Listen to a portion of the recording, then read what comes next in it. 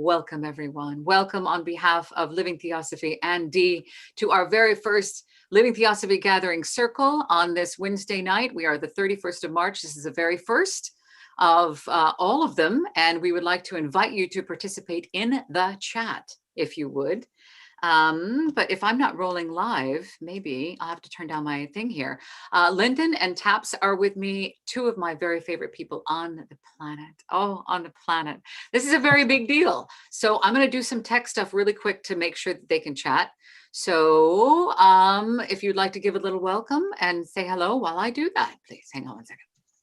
Hi, everybody. I'm really pleased you're here. It's wonderful to be here with you. Sorry. Are we live? Yeah, we're live. Okay. So it's really good to be here. And thank you, Lyndon and Taps. I'm Taps, and welcome everyone. It's lovely to be here, and this is our very first live online gathering circle, first of many to come. So please join us.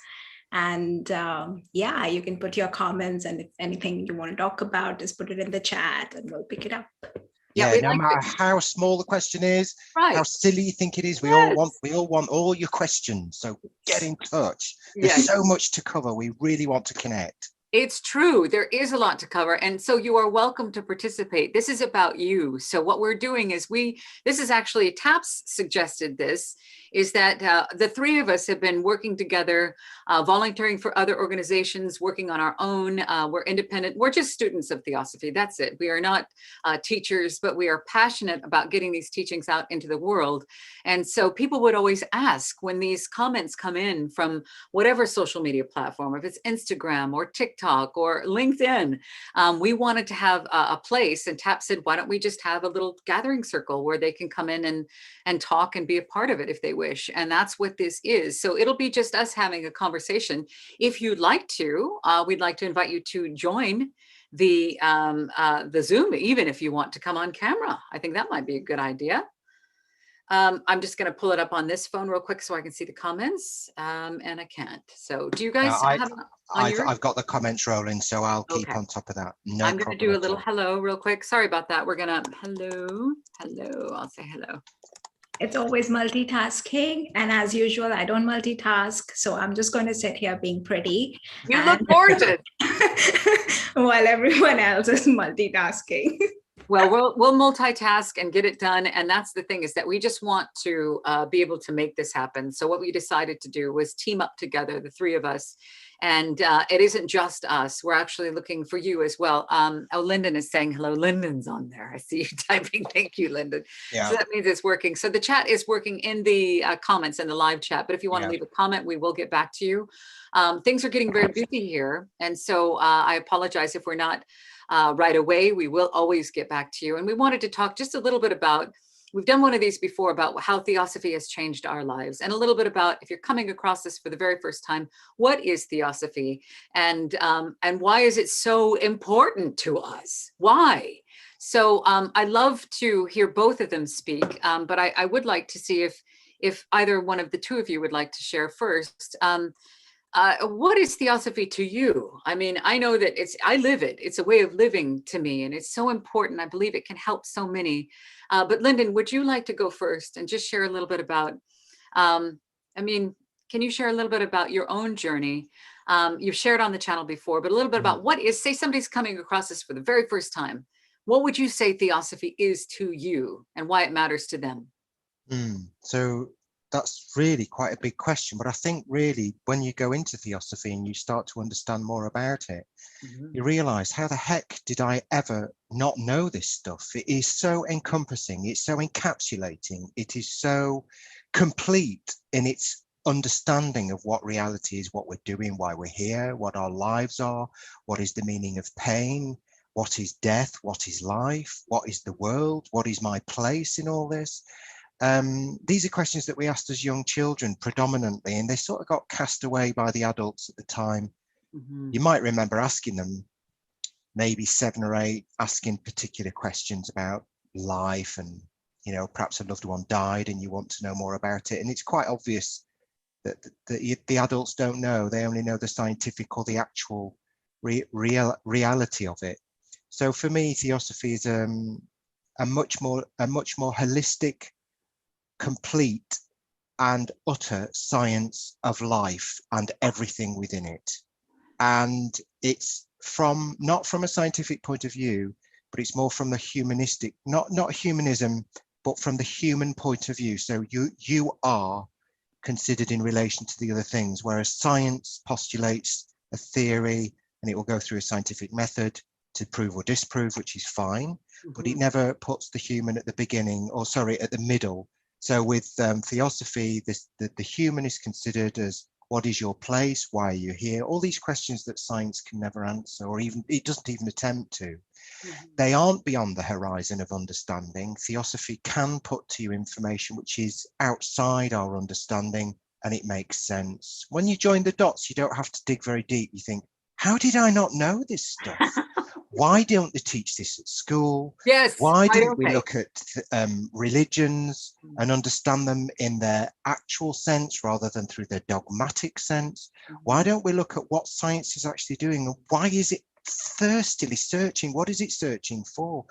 I could talk all night about it, but I think really as a sort of broad brush, Theosophy puts you on the map. Yeah. And science never does that. Science puts everything else on the map, the periodic table, Newton's laws, etc. So yeah, there we go. always you come up with this massive, powerful nugget of just the way you encapsulate it. Thank you so much.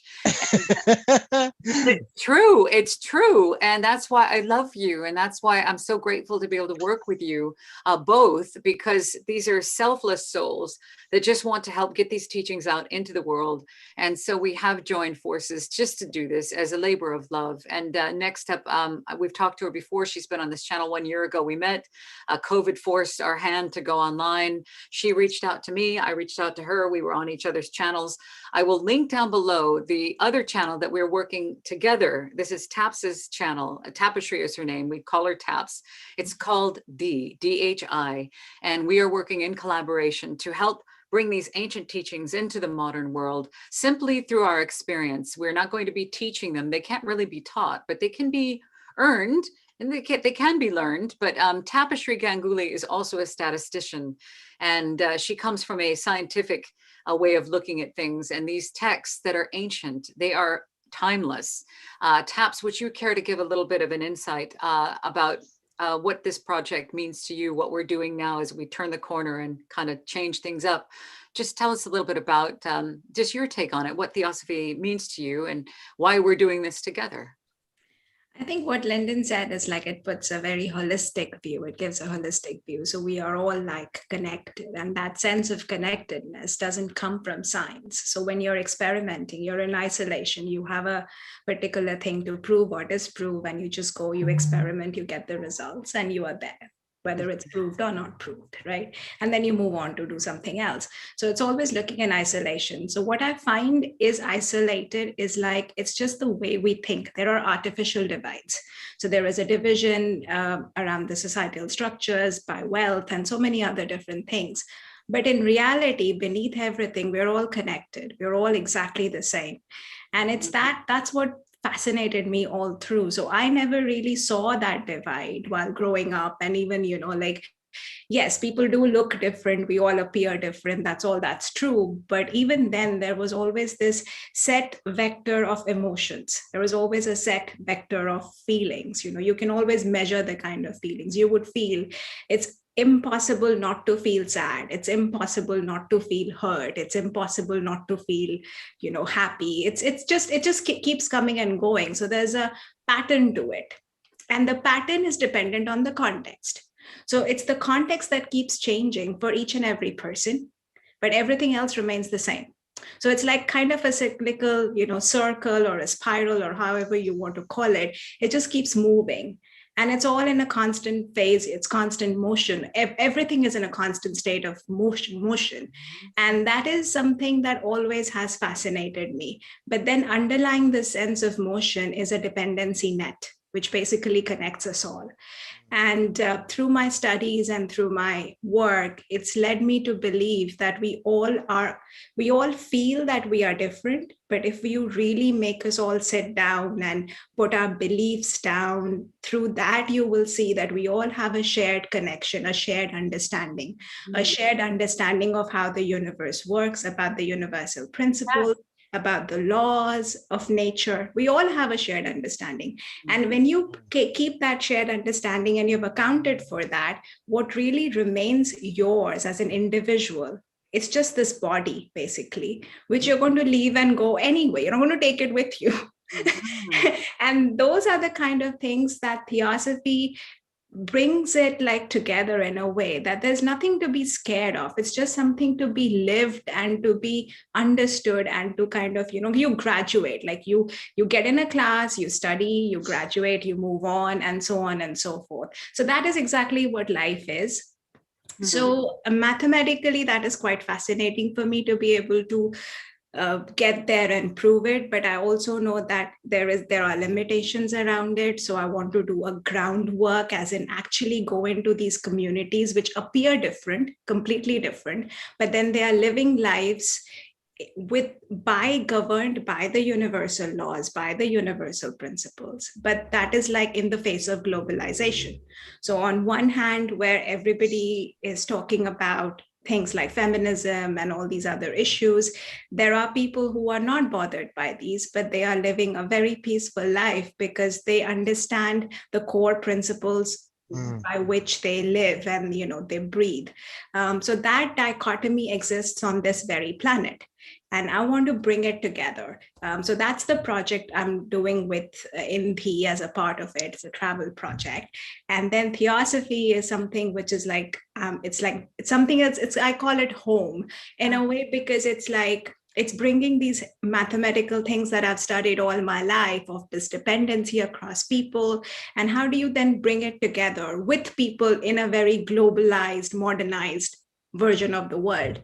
So that's what I do, even at my work, where I model human behavior and all the patterns. I also do it as a part of the project at T, and I also do it in the study circle, which we all are part of. Yes.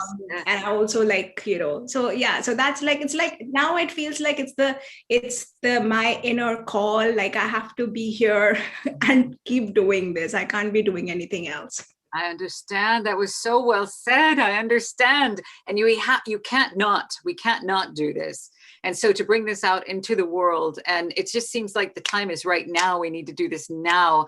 And so we are joining forces as a team of, well, we love each other, and we are a team together. We're doing this together in unison as we go forward into the world. Dominic just made a comment here. Dominic, welcome, sweetheart. Yeah, hi, Dominic. I just read his comment, yeah. Yeah, he's been on one of the D episodes, actually. He was the one I was on with you. Dominic is a very dedicated visitor here and a participant here on the Living Theosophy channel. He writes, develop emotions like critical thinking, do aid one in awareness growth. Thank you, Dominic. It is nice to have you here. This is our first gathering circle. And what we're doing is we're just going to have once a month, for maybe twice a month. I'm not sure what we're going to do, but on Wednesdays, because Sundays have gotten very busy for all things Theosophical, and there's quite a few groups having meetings. So we're going to move some stuff into Wednesday. So this is our very first Wednesday one. We're not expecting a huge fanfare, but we just want to get out there and talk a little bit about who we are, what we're doing, why we're doing it. And Taps had a beautiful explanation. And there's so much coming out of these teachings that we study, that we kind of apply in our lives, but we want to be able to get them out into the world. So I was going to ask, thank you, Lyndon, for typing back to Dominic. And if any of you are watching and we're live, you're welcome to be a part of the conversation. If you have a question, a comment, anything, if your experience, anything in particular you'd like to know about what we know, we can share what we know up to this particular point. We don't have all the answers. We're in this with you. We're all on the path together. But I wanted to ask both Taps and Lyndon, since I have them here, and I am still do have that hat on as an interviewer. So I apologize. I might need to get out of that if we're doing gathering circles. But I wanted to ask you too, why is it that you feel this, what Taps just described, which I try to describe to other people, which is a call to order, like get to work, this strange feeling that I can't describe to other people other than you guys. of it's time to go out and do this, even though there really is no absolute direction or guarantee of what the outcome is going to be, but just get to work. How would you describe that? Lyndon, may I ask you? I suppose it's a deep feeling that Taps mentioned and put quite eloquently, is this recognition of the unity and the oneness of all. Yeah. And if we look at religious texts and we want to look at those as referrals, then you look at Adam Harishon, the first person, and how that it can be interpreted as being the whole of humanity. It's come through into our modern understanding through the alfrescoes and paintings, as well as the written texts and also the biblical texts as a person, but it also stands for the unity of one collective conscious soul. Mm-hmm. Adam Harishon, who is the over person, if you will. Yes.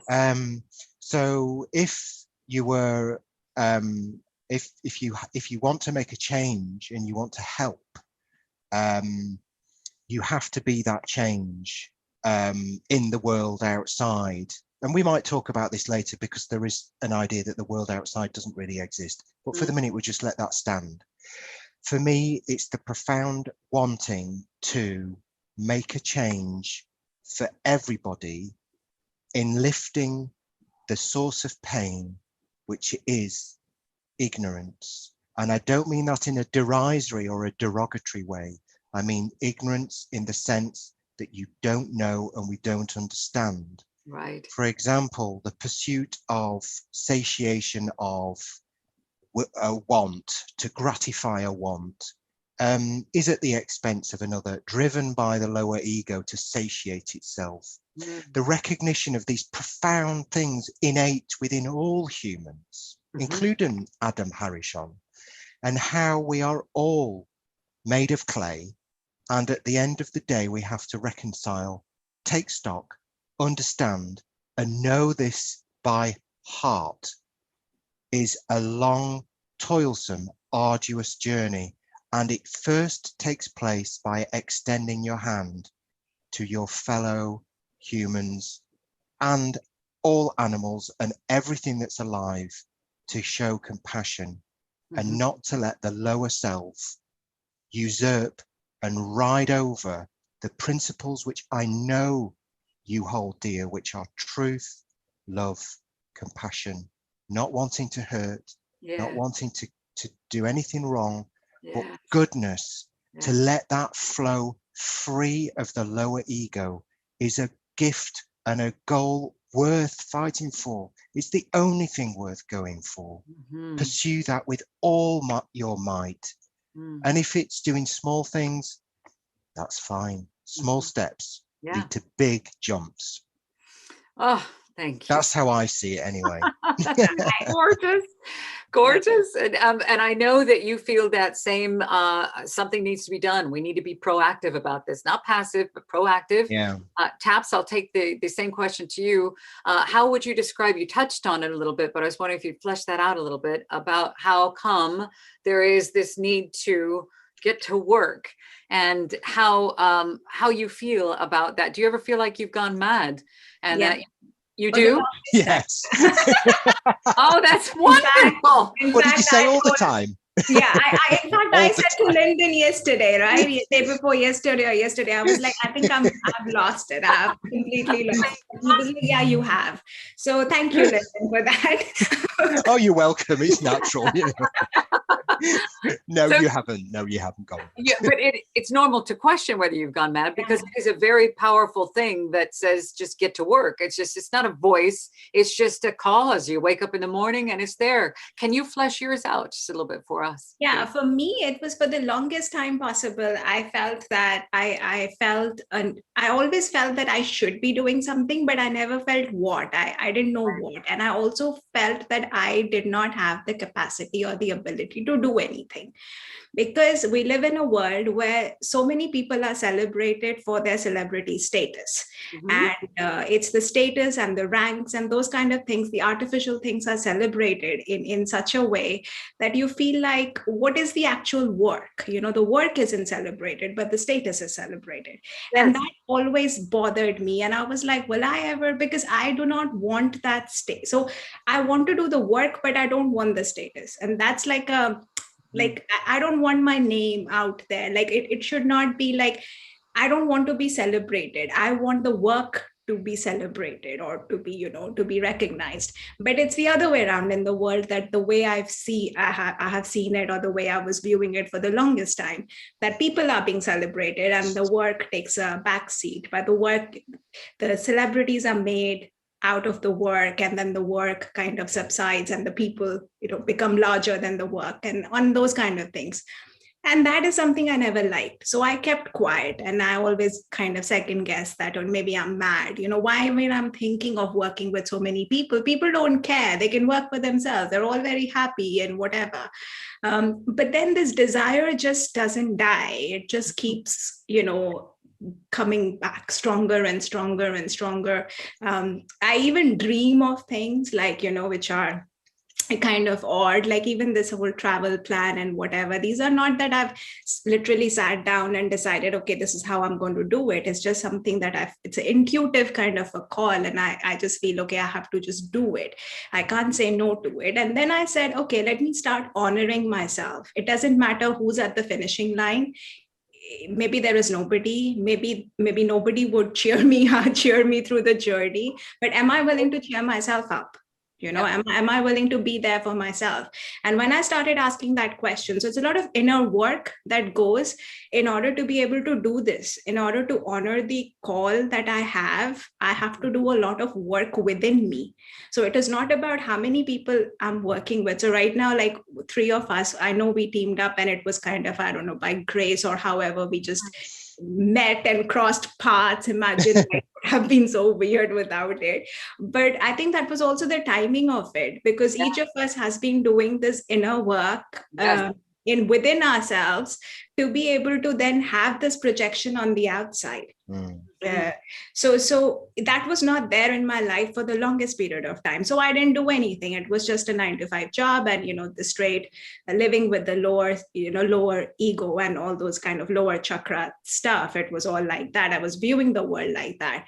But this call, when it comes, you can't say no to it. You can't ignore it, because it just keeps getting deeper and deeper with each passing day. And you just know you have to do it. I worry at times that, that what if there comes a point where I won't be able to go to my day job, then what? How's this going to pay for itself? How am I going to survive? And those are questions. I know it's like, but then there is this voice in me that is like, it's all going to be okay. And that trust, it seems like it's magical, it's blind. It's just, people might feel like, oh, what are you talking about? It's, who leaves a job and a, permanent job and goes and, does these kind of things. And those are the questions that even I have, kind of sat down and I have those questions. But I know one thing for sure, that people who get these kind of call, you have to do it. There is no other way you can live. And it's true for you, Anne. I mean, we have spoken about this, and it's been like, it's difficult to explain it to somebody. Like, you're not doing it for yourself, because if you're doing it for fame, it would be a different kind of thing. It's not it's not even that you're doing it to uplift somebody. It is not even that. It is just that you're sharing, and you yourself do not know why you want to do this, why you want to share, why you want to go ahead and, put in that effort. But you can't do anything but to do it. It's just you have to honor it. And I think you have a beautiful example for it. Like, your Living Theosophy is exactly that. Well, I have left my job, that's true, to do this full time, because I can't not do it. I don't know how else to describe it, but I do know that it's imperatively important, especially now. So what we are doing here, and I want to thank Dominic real quick. Dominic has been making many comments. He has, wonderful comments. Yeah, he's amazing. He really is a beautiful soul. Dominic, I want to give him a shout out. Dominic Hi, Dominic. Yeah, we love you, Dominic. Give us a D. Thank you for being here. And thank God we have him here, because he's our very first active chatter. Because with 12 receivers from in might aid one's awareness. Okay, hang on. He's writing here. Question all emotions, reason, belief systems, knowledge, and even wisdom and understanding, all from within. So Dominic, I think he's been a student of Theosophy in a way, even whether it be a theosophical actual thing, but he looks inside for the answers, and he's very dedicated, and he's always here. He watches and on Living Theosophy and other channels. So it's wonderful to have you here, sweetheart. Thank you for being here for our first gathering circle. And what Taps was talking about is, why are we doing this? Well, what we are doing, what is this? This is simply a group effort to go ahead and Taps described it beautifully in a meeting the other day. She said, we are simply a bridge. We are a bridge between like the library shelves and the modern world. So what we're doing is being able to just share our experience, share these teachings, and we would be having on this channel, not just the gathering circle, not just my talking head, which you guys are used to over the last, I don't know, 8 years or whatever, not just the book studies, but what we're going to do is not only having presentations with cards and things like that, or my live things on the weekend, but make this a channel that actually becomes a network where it's where we have, we're coming up with Kathy Gann will be coming on with us doing a series for children about getting these teachings about the cycles and about nature and about death and life and the divine spark that is made palatable for very, very young ones. So you can actually start bringing this in early. And that's going to be a series of shorter videos, maybe 15, 20 minutes long each one. We'll have those. Lyndon is reaching out to folks that are in the vegan world, talking about the compassion. And you don't have to be a vegan if you're not ready, but talking about how that's a part of the about a part of the journey. Petra has talked about that as well before on this channel. We have the Blavatsky Lodge, who does all of their talks on this channel. So we want to work with anybody and everybody who is here for selfless service to humanity. And we are just suiting up and showing up and trying to figure out how to do that. So this is the very first one. So Dominic is saying, even language of color, symbols, numbers are just gauges. Yes, I'm a seeker of information. Yes, we know that, Dominic. You also have quite a bit of information to share. I was going to ask you guys, you Taps and Lyndon, the questions in the comments that I do get on these videos. Some people say, well, Theosophy is a religion. It's a religion. It's you have to belong to something. You have to sign up. You have to be a certain way. How would you answer those questions when people come in and say it's either anti-religious or a religion? Now, I've answered those questions on my little lives. How would you answer those questions? Is Theosophy a religion? If you get that question from someone, what is your answer? Lyndon? The first thing that people get confused with is that it is a religious idea. Theosophy encompasses science, philosophy, religion, music, arts. Again, to refer back to a previous comment, but from the human perspective, from your perspective looking out, not from these elements looking in. So Theosophy is not a religion. It doesn't postulate that we have to worship or we have to consider a deity.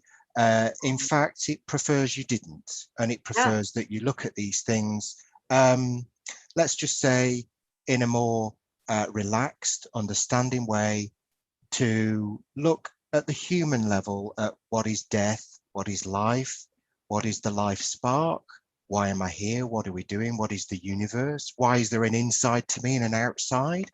Why don't you want to know these things free of dogma, free of the encumbrances of materiality, which are only channeled through the 5 senses into this receiver, which is a brain?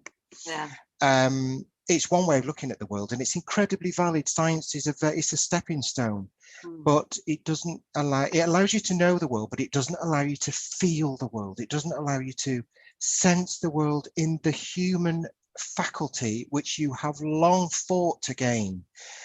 The battle between the lower entity, which is that driven by the lower ego, and that which is the crown on your head, which is makes you different. It's the thing that makes you human. And if you look at the etymological term human, go and look and see what human actually means. It will not be found in any philosophical book, any religious text, any scientific book. But if you bring these strands together and review and put these practices into your own life and make them your own, by virtue of right of understanding, you will shift your perspective, your understanding, and that's the gold that we're mining for here. There's a lot of material to be excavated, to use this strange analogy, but we are mining for the gold, for the crown atop thy head, which is that spirit of spirits, that innermost, the deepermost. And that's why Theosophy is so liberating. It will look at different religions, different texts, different deities, different things. Let's not discount anything. Let's look at it all. You know, we don't know the answers to these things, but Theosophy does, and it will come to you with intellectually rigorous and heartfelt rigorous, not proof, but understanding. I cannot tell you how amazing you are when you speak. It is unbelievable. Taps, seriously. Lyndon, I was like, I wanted to have an arena, the O2 arena, at standing ovation every time you talk. I love it. I know you say, oh, little. Oh, stop it, you lot. You're buttering me up. It's true. What comes out of you. It is true. It is. I mean, what comes out of him, I'm like, oh my God, I'm so grateful to have you here. Lyndon. Thank you. So passionate and so true and so beautiful and so exciting, and it's not boring and it's not, you know, monotone and it's not dry and dusty. It's passionate, and that's what this is about. It's true. So Taps, I wanted to be honest. It's true, because the spirituality or anything like this, anything that has to do with philosophy or looking within, or any religious kind of journey or whatever you want to call it, even though this is not a religion, it doesn't have to be so damn serious. It doesn't have to be serious and stoic. It should be alive and fun and funny and you know, just light and bright. Yeah. So Taps, when you get the question, when people ask you, well, is Theosophy a religion? Is it a religion? It's a religion, isn't it? What is your answer when you get that question? I don't get that question, that whether is Theosophy a religion. I get a different question, which is like, what kind of a cult is this? Oh, yes. Yes, it is not a cult. What would you say? Tell us what you'd say. I know, it's funny that. What cult have you joined? What cult is this, right? And just to clear off, it's not a cult. It's really not a cult. I mean, if it has to be a cult, it's a human cult, and I think everybody should join it. You know, and that's what it is about. It is not. It's not. And I don't even blame people, because it comes across like that. You know? It comes across like that. So it's not really like to say that it's somebody who's looking at it is like really wrong to judge and to kind of conclude that this is a cult or it's a religion, because it's positioned in that way, and somehow through the years it's gone in that direction, and that's fine. But I think it's for everybody to understand that it is for you have to become, and this is like a handbook for life. Handbook to sort of, you know, live your life. Like, how would you live your life? And there are people who live their lives exactly the way it's written in these texts. Yep. And they do not end up in problem. I mean, nobody in this particular world is free of sufferings or problems. Let's just understand that. So it's not that you understand all these and there will be no problems. There will be problems, but you will have a better understanding of yourself to be able to solve and come across and come out of it and overcome that.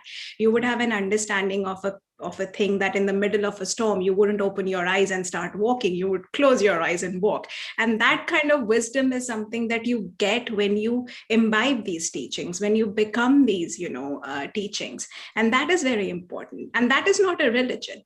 That is simply, and that is, even if you take any particular religion, it is said in every religion of the world. So Theosophy is the commonality, it's the common perspective of what is being said across different disciplines, across different religions. So that is what makes it a handbook for life, for people to live. And in order to honor each other, think of each other as human beings rather than looking at people, differently, and think of, not even beyond humans, like living beings, so it's like animals, plants, everything comes together.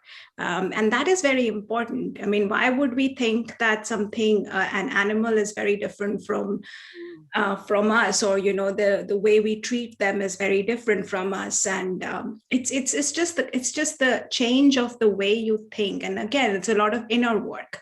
And when you change that, you are the master of your world. Yes. And that's how you change it, and you become, and you change, and you live better.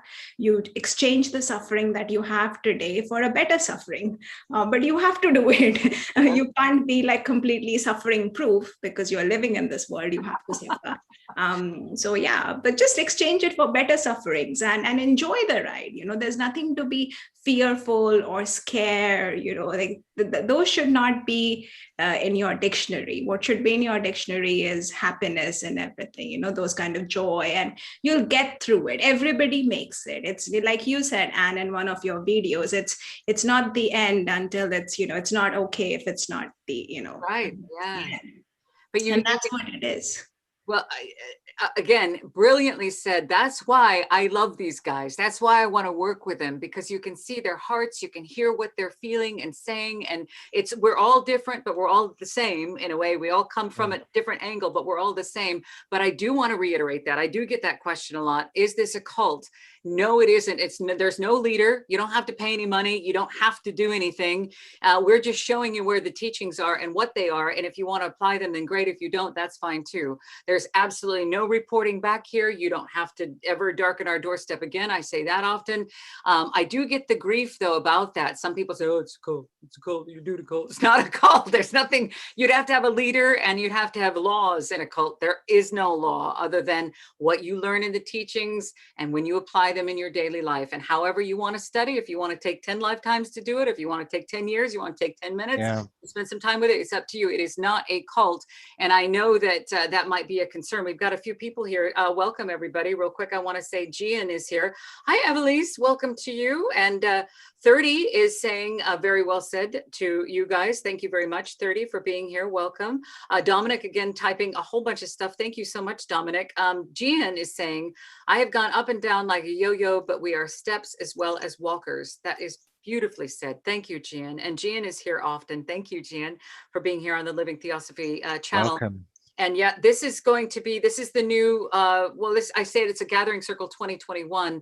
This is Taposhri Ganguly of the D channel and so much more. She's a statistician and a dedicated student of Theosophy. This is Lyndon S. Smith, who is also a very dedicated student of Theosophy. And we're now working together as a team. We're going to be a team working together with you. And we're going to be helping to, as Tap said, make a bridge between the ancient and the modern. That's all we are, is just to bring these out into the modern world. And so we're working together now. So we are now going to be having these gathering circles once a month to kick it off, just to see. And you're welcome to come in the Zoom if you wish, or you can join us in the chat. Gian is coming in and saying, in our travel, we cannot avoid others, and an intelligence worth of its name cannot be selfish. So yeah, the selfish. We cannot be selfish. We need to be selfless. Dominic is saying, too big of a leap to say all will get their taps. Okay, well, thank you, Dominic. The master and the slave are both conditioned from the wound and external. So yes, thank you. Humans treat each other with a lack of consideration. And that is true. Humans are selfish and ignorant. And as we are all ignorant. And what Lyndon was saying earlier is ignorance doesn't mean that you're stupid. What it means is you just don't know yet. And we're still ignorant to quite a few things. We're learning too. We don't have all the answers. Matter of fact, we have less answers than we had before we started this broadcast. I think each time, and this is also worth pointing out, that when you start on this journey, you will have more questions and less answers. Yes. Your list of questions are going to increase and increase and increase. So you will probably have less and less answers and more questions, but that should not put you off, because that's a case with everybody. And if it's not the case, you're probably doing it wrong. If you end up saying that, oh, I have all the answers, that's never, that's wrong. They're on the wrong path. So that's a check. In fact, an answer that you have today might change tomorrow with your perspective. It's almost as if, and I think somebody, William Walker Atkins, put this very well in one of his books when he said, it's akin to looking atop a mountain from opposing or different locations, that one will contest the other to the absolute end of eternity and say, no, it's this way around, and the other one will say, no, it's that way around, when actually it's all relative to you. Yes. That's the point. So it's I think the word revelation is probably quite pertinent, to be honest. Yes, You know, it's got biblical revelation. And apocalypse means the lifting of the veil. That's what that means. It's not some kind of ominous. It can be ominous if you look at it in the way that it's been spun. But if you Google the etymology of the word apocalypse, it means the lifting of the veil, beyond the veil. Really quick, we have Evelise is saying, thank you so much for your teachings and your lovely guests.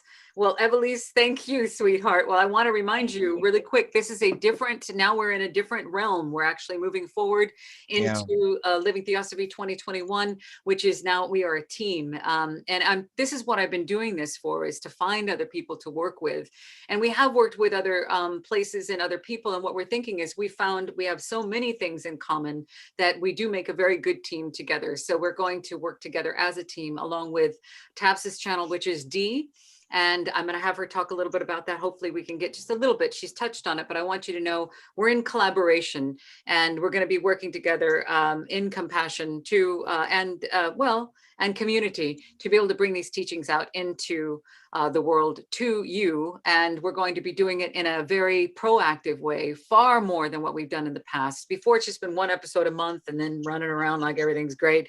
What we're going to do is, this is a channel that has traction. There are people coming in that want to know about the voice of the silence and know about these talks that are coming in from the guests like Pablo Sender and Taps and Lyndon and Petra and all of these people. So they want to know more. So let's give them more. So we'll bring them more talks. We'll bring them episodes. We'll bring them series. We'll bring them morning shows. We'll bring them children's programming. We're going to do all kinds of things here together. And that is our point. Yeah, thank you so much for that. And there was another thing I was going to ask you. Okay, well, I was getting grief the other day, and I was going to see how you guys would answer this question, is that I did a little TikTok about the teachings of Buddha, Krishna, Lao Tzu, Christ, and Zoroaster are all parallel. And then I was attacked by the Christians, and the Christians say they are not parallel. Christ is so different than everybody else. Same old thing. This seems like it's another time. It seems, I thought we had evolved past that. I thought that other people could see that. What would your answer be to anybody who's responding? I get that a lot on this channel. I used to get it more on this channel, less, but on the other social media outlets, still quite a bit of exclusivity. What are your takes, Lyndon and Taps, on that? If somebody was to say, no, mine is special, the other ones are wrong, what would you say? I suppose the thing I would say in response would be that all spokes lead to the one hub. It doesn't matter by which name you call me, I'm there. Yes, very beautiful. Thank you. Respectfully, because it's important that if you have a tradition and a faith to follow, that Theosophy will certainly consider that as a very pertinent and correct thing to do. But it's important to consider these were written in a different times. They were written continents and millennia apart. And of course, we all have a different journey. So Gautama Mount Buddha, Jesus or Ishua, and the other deities which have managed to attain the crown have done so and come to it different ways at different times. And of course, it's been handed down differently to us as well.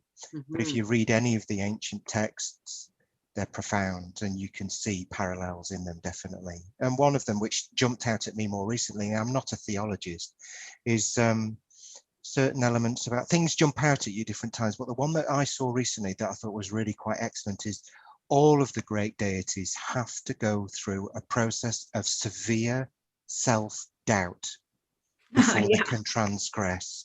And it shakes them so profoundly so. And I think it was in the garden at Gethsemane. I think it was when Buddha was under the tree. I think it was when Muhammad was very unsure, and they go and they're shaken almost as a last test. Some fall back and they can't sustain that, but some can pass on. I can't not be moved by that. That's illumination. Thank you so much for that. That's true. Gethsemane and under the tree, all the temptations that came going, I can't do this. What am I even doing? Why am I doing this?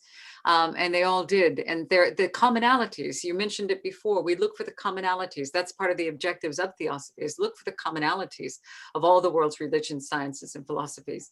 And so Taps, I wanted your take on that. If somebody comes in and says, oh, they weren't parallel, mine's special, what is your answer to that?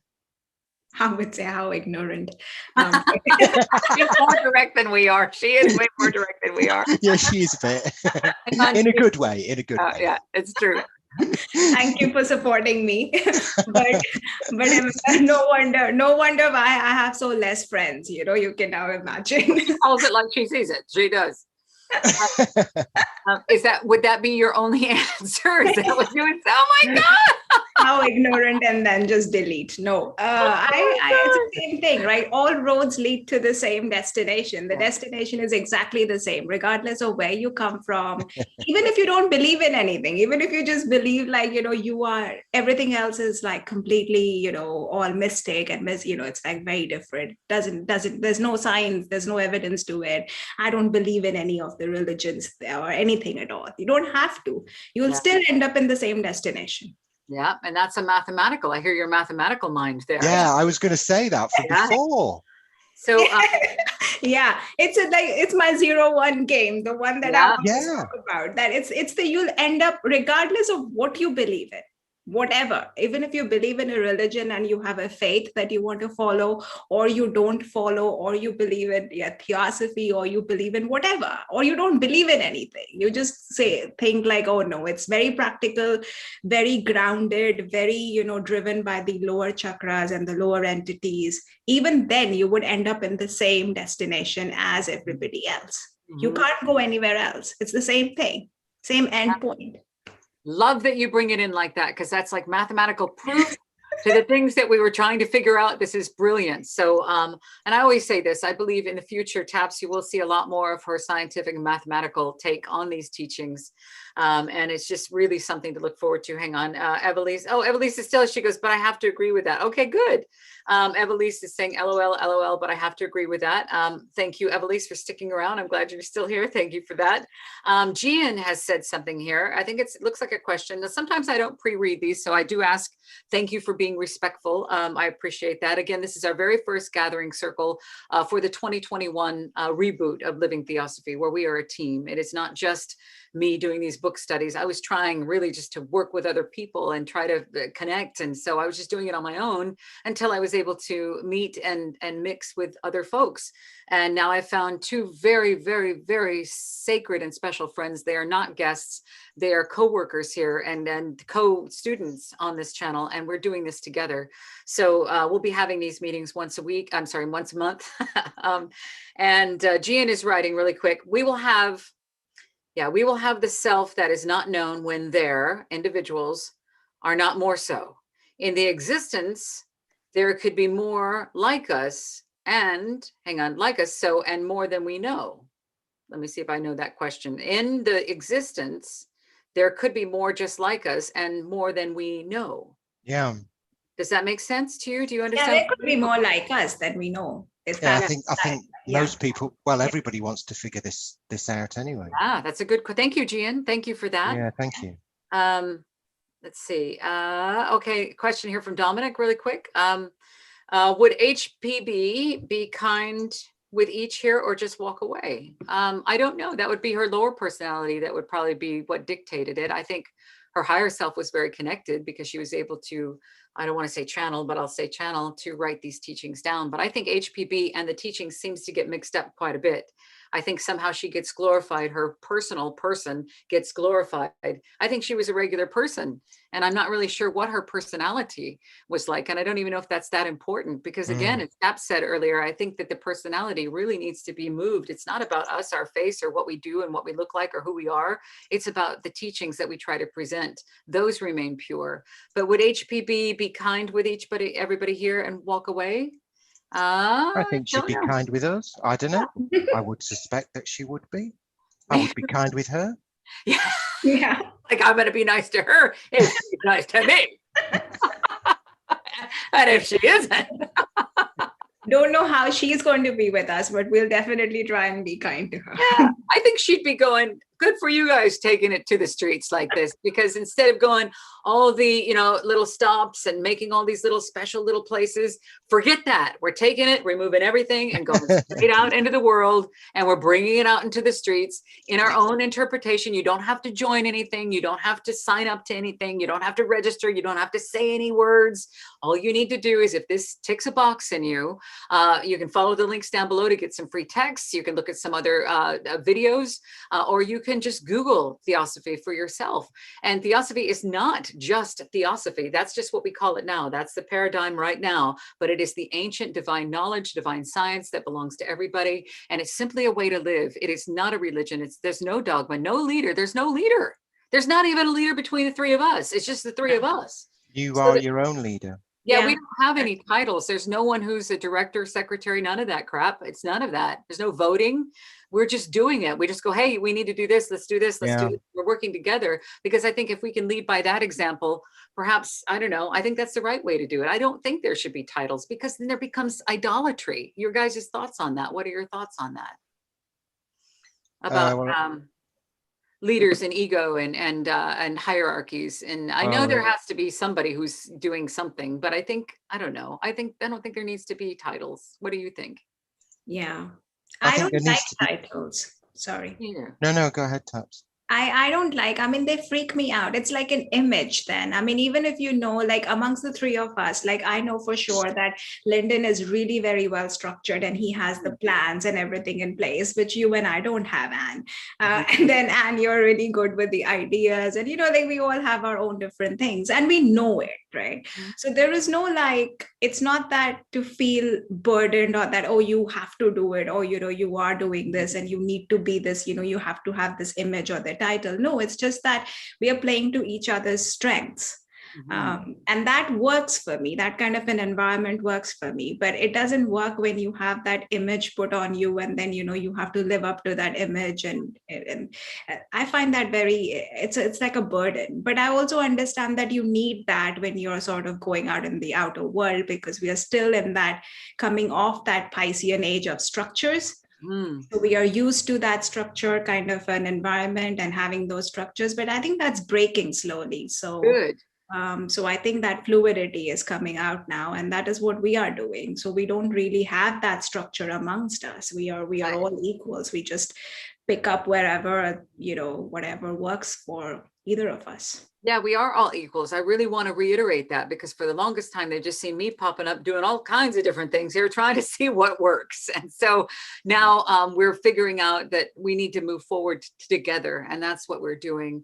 And so speaking of that is the structure and the way that Theosophy has been brought into the world over the last 150, 130 years. And then of course, all the millennia before that. What we're doing is something just a little bit different. You don't have to be anything to be a theosophist. You don't have to be qualified. You certainly don't have to have a PhD. Not that there's anything wrong with that, Taps, but she's very qualified academically, but that is not what's required. If you're watching and you're thinking, oh, I'd like to study that, of course you can study it, but you apply it, you become it, you spend time with it. It's not difficult. Is Theosophy hard? Let me ask you that. Is it a difficult journey? How would you describe it to someone who's coming across this, I want to learn that, but I don't know how? What would you say? I'd say it's as simple as the simplest human mind, if you will, to paraphrase somebody. And I think the application of it is the most easy, natural, human, correct, right thing to do about your conduct, your way of looking at the world, how you interact, how you see yourself, what you do, why you do things, how you do them. And I think that for me, it's the most natural thing to want to do. But it's interesting, the question, because many people might come to this point and not recognize how far they have actually come on their own journey to actually stand at the abyss and ask, what is Theosophy? What is it teaching me? What, by whatever name? So to even be at this juncture in your life, to be here with us today or tonight, wherever you are, is to ask this question, is the recognition of something profoundly immense inside, which 99% of people never ask. They're busy making money, having children, having families, being superior, having titles, which is what Taps just referred to, which are all satiating the lower ego. They relate to the lower man, the satiation of the desires which come to pass and are completely insatiable. And the recognition of the person inside is as natural a process as is planting a seed in the ground and watching it germinate.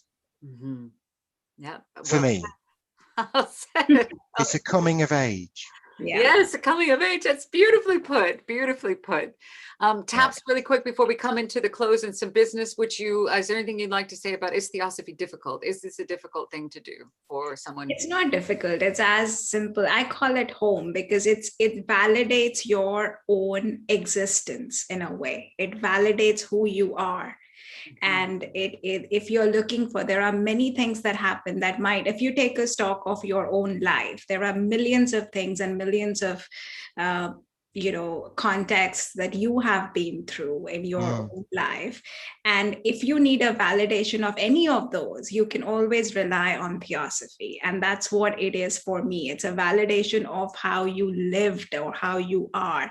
It's not difficult. It is just the validation that, you seek from. So many a times you would have experiences that you can't validate from outside. There are experiences like that, which can't be validated by your family, by your friends, by your partners, by anybody. And those validations are the ones which are there in these teachings because it is for everybody. It's like your handbook for life. So it has to be somewhere, and it is here. So that's my understanding of theosophy, and that's why I call it home. It's like, I know I'm not mad. No, you're not mad. And they're coming in already. Told you, Lyndon and I said something earlier tonight about how beautiful you looked. And it says that Taps should have groupies. Yeah, I just read that. Yeah, so yeah, she should, and she probably will have groupies, and that's okay. I mean, she's certainly okay to have. We're her groupies. Look at her face. And it says Lyndon is an incredible philosopher. He is, Evelise. He is. These two, I tell you what, to be on their team and to work with them here on Living Theosophy. I wanted to say that we'd love to work with you as well. So what we would very much is we are looking for help. Actually, I'm going to go ahead and see if I can get this correct. If there's any of you who might be interested in teaming up with us as well, we're looking for you. We're looking for folks who'd like to help get these teachings out into the world. So if you want to share some of your time helping with the ever-growing social media platforms, we would be very grateful. You can drop a line in the link below to livingtheosophy@gmail.com. And thank you very much. We love you. Thank you for that. And then, of course, we have very exciting things planned for what is coming. Again, not just presentations with slides. We will have some of those, but we'll have other featured things and more proactive things. So we'd love to have ideas come in from you as well, if there's something you want as well. I'd like to know how it worked for you, though, in the chat. I didn't want to break the conversation much to answer as many of the chats as I saw. Which was interesting. So would you, if you're watching right now, would you want to be on camera, or do you prefer to be in the chat? And then maybe we stop for 5 minutes and have a chat answer. What would you like? What would you like to do? Oh, throw in Reiki. Okay. Dominic is saying throw in Reiki. We can have a group for singing bowls, tarot. Yeah, tarot, essential oil and body consciousness. Why not? We can do anything. I mean, well, yeah. Yeah, we can do that. Whatever you're interested in, let us know right now. Seriously, type it right now, and we will consider that to be able to meet those needs. We just want to be able to make this appealing, palatable, understandable, relatable, fun. We want to make it fun. We'd like it to make it you included. And I feel bad I wasn't able to read all of the comments, but I'm wondering, would you like to come on the Zoom? Do you want to be visible, or do you want to go ahead and be, Gian is laughing. There's an LOL there. Thank you, Gian. It's like LOL. But we want to make it casual. We want to bring it down from the podium and make it casual and like, I don't know, warm and organic. So the chat box is a blank canvas. It is a blank canvas, and you've been doing very well, Dominic, filling that up tonight. Thank you very much. Petra is here. You guys. Hey, Petra. Petra is here. No way.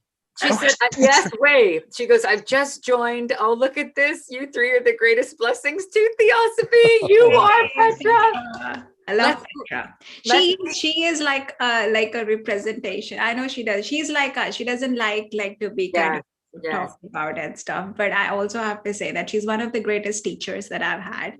She is somebody who's completely humble, and she knows so much. She knows so much, and she gives me difficult things to read. So good. Me too.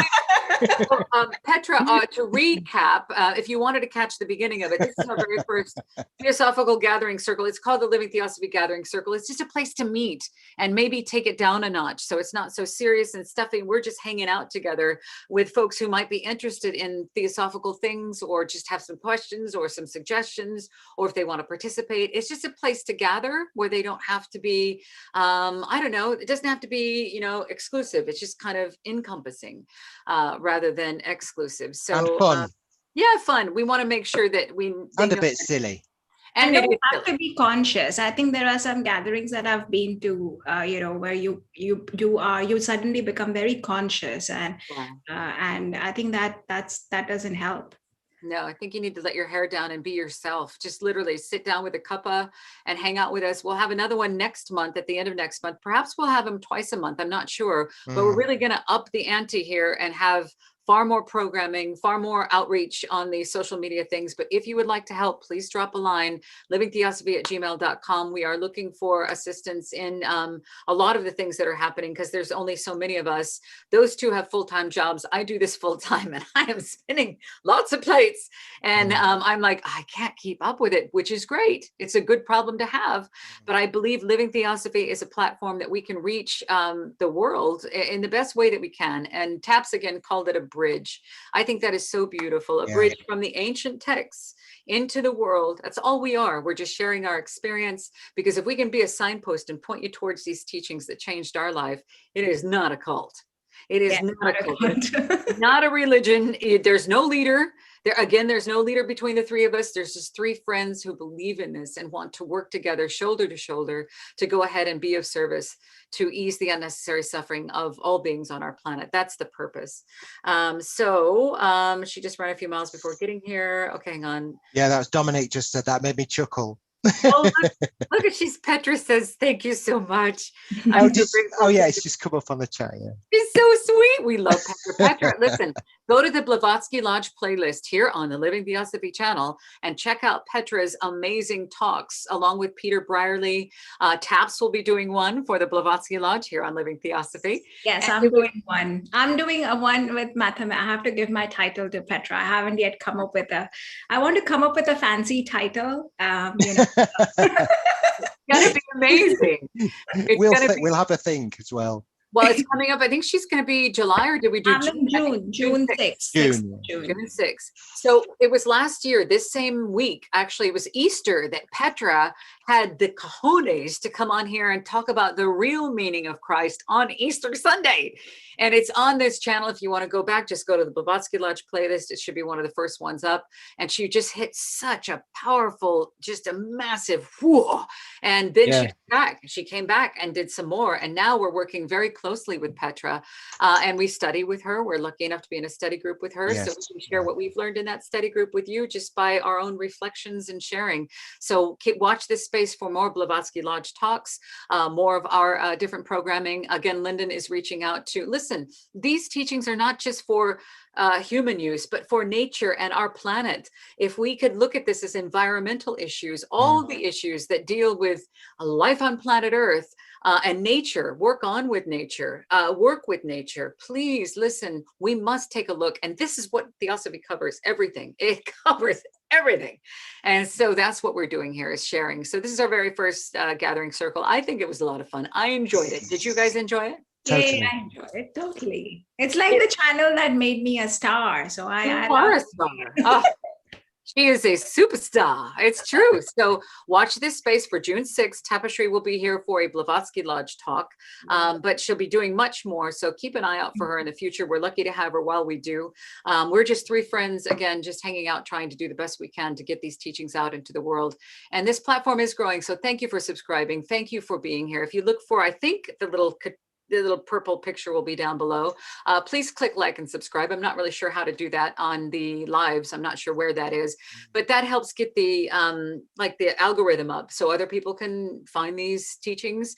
I normally wouldn't do that because I'm like, I'm too humble to ask for that, but I need to pull my head out and say, look, help us get it out there, share it, like, subscribe if you can, comment, just help. And also just keep an eye out. We've got more. Kathy Gann will be coming up, I believe, as our next one for a children's series where we'll be dealing again with the very, very young. Getting these teachings in early, I think, would make a very big difference. So that is our very next thing. But if you have suggestions, if you'd like to be a part of a show, if you'd like to, I don't know, wherever you want to be involved, we're grateful to hear from you. So just let us know. Yes, so very much. Anything you'd like to say? Any closing remarks there, Lyndon? No, just wonderful to be here. I'm so glad, and as I replicate what Anna said, it's not for us personally at all. It's just to get this. I mean, why wouldn't you ask all these questions? I think they got pushed away in your brain when you were young, and you forgot that these are really important questions to ask. And dig around, look, challenge things, think things through, and always know that that there are study groups out there through whatever route you come to Theosophy or not. That's fine. Look for it. Search it out. Yeah, definitely. Enjoyed it very much. Thank you. I enjoyed it too. I think we're going to have a lot of fun. We'd love to have a circle. So if you guys want to come in the Zoom with us and be on camera, you're welcome to do that next time. Or I'm not sure if I should just put that in the comments. And if you want to join, you can. I don't know how to do that. We're just figuring out. We don't know what we're doing. We're just doing it. And we know it should be done. But Taps told us we're not crazy, but we all feel this urge to get to work, and that's what we're doing. So welcome, and thank you for being here for the very first casual. It is a casual, loving, organic circle of compassion and unity and understanding, and that's why we're here. So we'll see you again next month for that, but keep an eye out, watch this space. Much more happening here on the Living Theosophy channel, and Dee as well. Dee, do you want to give us a little shout out, Taps, real quick before we close, about what is coming up on Dee? So when I direct what is coming up is if I manage to go to India, which my first flight got canceled, so it's pushed back. So I'm like keeping my fingers crossed that I'm able to board and go. So then the travel series comes up where I'm going to be going into communities within like these very tiny villages in India, which don't exist on Google Maps. So you can't find them on Google Maps. So they are very sterile villages where there is hardly any electricity and those kind of things. But people live there. Their lives are based on universal principles and universal laws. So they dance with the cattle, something similar to shamanism that you've heard of in the West.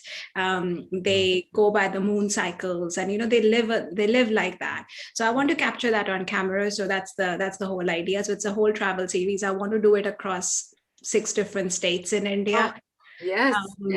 It's actually living theosophy. So it's like how people live their lives with these ancient, principles and stuff, where one side it's like very easy to lose yourself with, drugs and, just go with the flow and the globalization and everything. And then this is another way of holding on to life.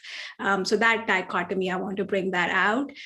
Besides that, I just spoke to somebody who wants to do a detailed 360-degree perspective on Vedic astrology. So that's still under, we're still talking about that. And then I want to do this theosophical lecture series for kids with autism with another collaboration in which you and Lyndon will be a part of. So that one is coming. And then there is a talk coming with some psychologists. Those are all that's happening so far. That's a lot that's happening. That is amazing. So see how we're working together. It's entirely possible to work together for a common good. We're also teaming up, hopefully, with Charlie Bannon of the Charles Bannon YouTube channel, bringing in mental health and the mysticism and domestic violence, talking about all this stuff that we're trying to help all that plagues humanity, all of this suffering. What we're going to try to do is bring a way for these teachings to help be a solution, because there's a solution in every problem, and Theosophy gives you the tools to find it. So I want to say thank you to all of you, Joe and Gian and Dominic, and is it 30? Enjoy the camaraderie. Great job. 30, I think. And who was your groupie? I think it's Dominic. I'm not sure. But anyway, I think you have your first groupie tonight there. But we knew that. We love you, Dominic. Thank you for all of he's been typing. His fingers are bleeding. Thank you. And good night, everybody. Good We'll night, see you all. next time. Watch this space. Much more to come. I love you guys so much. Thank you. We love you Love lots. you. I'll Thank see you you. soon. Bye, everybody. Thanks for being here. Bye.